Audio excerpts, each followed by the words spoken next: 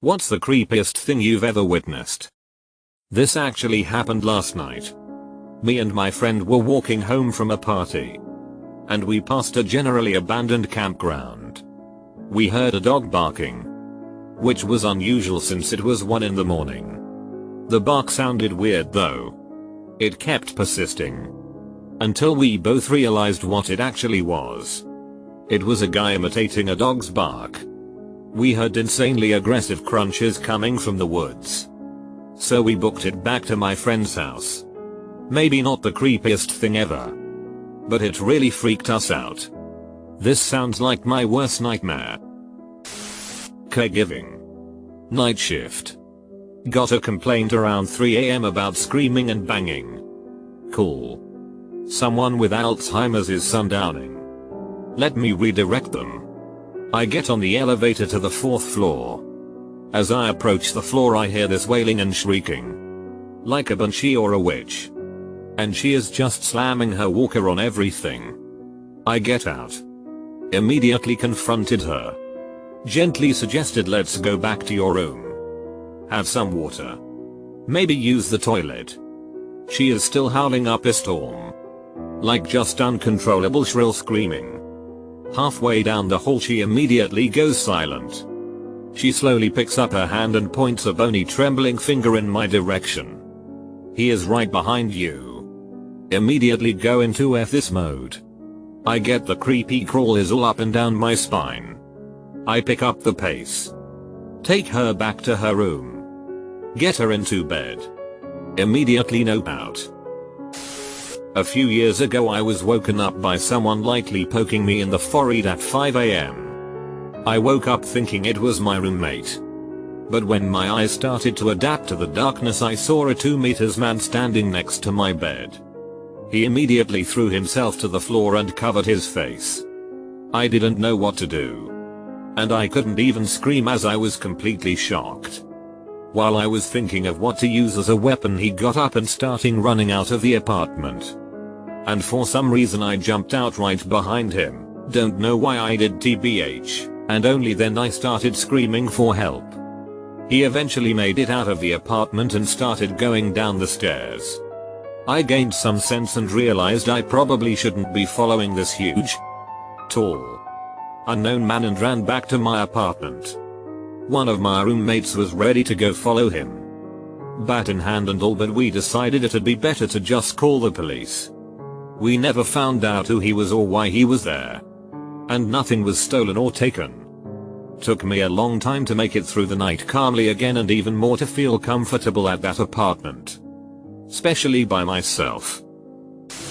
When I was barely 19 I got a second job as a bartender in a dive bar. Everyone including my boss knew I was underage, but I was still encouraged to drink. One night, being too young and drunk to know better, I accepted a ride home from a coworker. I was giving him directions to my house. Turn left here, straight at the light, etc. But he started ignoring me and turning right when I said left, then left when I said go straight. And I got scared. Luckily I carried a knife with me at the time. He insisted that he was taking me somewhere nice. I pulled out my knife and held it to his throat until he stopped the car. I got out and ran home. Quit that place right after. Step-grandmother had Alzheimer's. The night before she died from the disease, she was alone in her room. I could hear her talking to other people in the room. She addressed them as dead relatives that she'd forgotten completely in the years prior. She didn't even remember me or my stepmother at this point. Updating them on the current events in the family. I didn't investigate. She was dead when I went in the next morning. Makes my skin crawl right off my body and down the street to think of it. I don't know if it can happen with dementia too, but when my grandpa was in hospice dying of cancer, he was bedridden and almost mute for the last few weeks. Then one night he suddenly sat up in his bed, clearly asked for, and got, a Dr. Pepper, and had the nurse put on a hockey game. It was so sad. BC my mom was ecstatic. She thought he was making a miraculous recovery, but he was only getting palliative care. And the nurse gently told my mom that they see this often right before death. It's like one last burst of energy and lucidity before they go. When the game was over, they laid him back down. And he couldn't speak and just slept. He died the next day. I'm sorry you had to deal with your step-grandma's death like that. I can't imagine watching someone slip away and then hear them having conversations with people who aren't there. But maybe she knew it was time and came back to herself for a little while. And talking about her family helped her prepare to go. I hope you're doing well these days. My family and I were driving in a thickly wooded area in the Upper Peninsula of Michigan. Way up there. Like Crystal Falls Iron Mountain area where most of the homes were owned by wealthy older people who rent out cabins to vacation goers. We had to drive through a long dirt road to get to the main road, and it led only to privately owned property on the other end. It was about 5 AM. We saw a figure in a dark cloak, carrying an old-fashioned lantern. I really don't know why anyone would be roaming around private property in a woods where there's bears and other dangerous wildlife at 5 AM. My dad's family is from the Calumet and Copper Harbor. Beautiful country up there, but desolate at night. One evening we pulled over on a wooded road so my cousin could relieve himself, and we all got out to stretch our legs when we heard a ton of noise in the trees maybe 10 yards away. Big old black bear. Luckily they're not really aggressive most of the time. I think he was just making noise to scare us off. It worked. A homeless guy was under my porch and my mom discovered him humming at 2 AM. Creepy. He was just listening to Kid Cudi SMH. Couple of years ago I had a dream I was in an elevator and could only press up. One woman and one man were in the back of the elevator. As we ascended, the elevator began shuddering and rattling. It paused. Then I heard something snap. Then it was just the sensation of falling. Falling. The next day, I was in a dilapidated multi-story parking lot in an unknown part of town. I think my boyfriend and I were going to see a play and it was the only parking lot with empty spots left. We got into an old, rusted elevator to go down. One woman and one man were already there. As we descended, the tiny elevator shuddered and then slowly stopped and started several times. We were all looking at each other, uncertain. I couldn't take it anymore. I pressed the button for the next floor. I made my boyfriend take the stairs for the next 5 floors. He was furious. Didn't see the woman and man again that night. Walking out of a breakfast restaurant and saw a van parked next to me. I got in my car and was futzing with whatnot, and 2 middle-aged white guys come out and get in the van, and I think I got a glimpse of a barefoot black kid and a mattress on the floor of the van. They leave and I took down their plates and my GF was like, was that what I thought it was?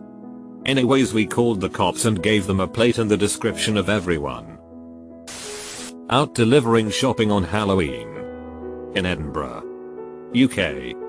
Heard eerie, loud, piercing screams come from the other end of the dark street I was on. 2 little girls exactly alike, dressed as ghouls wearing makeup, came sprinting out of the darkness straight to me. Both screaming.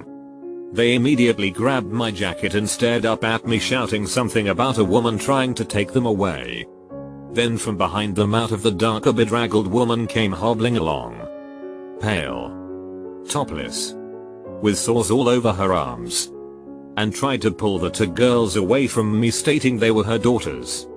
I asked the kids where they stayed once I'd gathered my senses and took them home, and phoned the police on this woman, who was covered in sores.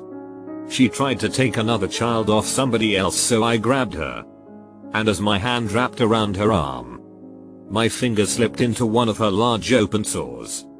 Luckily somebody nearby let me use their sink to wash my hands. Still had to complete my shift, which was the second most annoying part of this story. This was probably 13-14 years ago. I was working as a delivery driver for an auto parts store and I'm taking a shortcut through a neighborhood.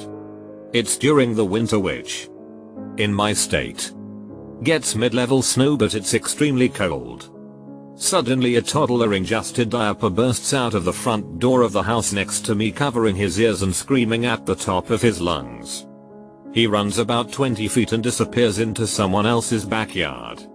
I immediately call the cops and start making laps around the block trying to find him because, again, it's winter and the kid's in a damn diaper. Cops show up and take over, but I'll never forget the look on his face or the sound of him yelling. I don't find it that creepy, but my friend at the time had a meltdown over it. It was Halloween night. I was in 4th grade, I think. There was a cat that came up to me in the neighborhood we always trick-or-treated in. I have a huge soft spot for cats. So I pet it for a minute or two, then continue on my way. The cat starts following me.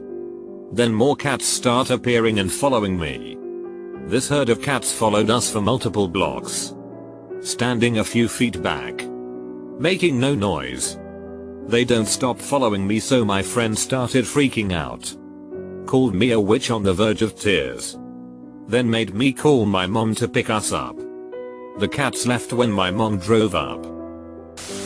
My friend and I were walking back to our dorms from the library and it was getting dark.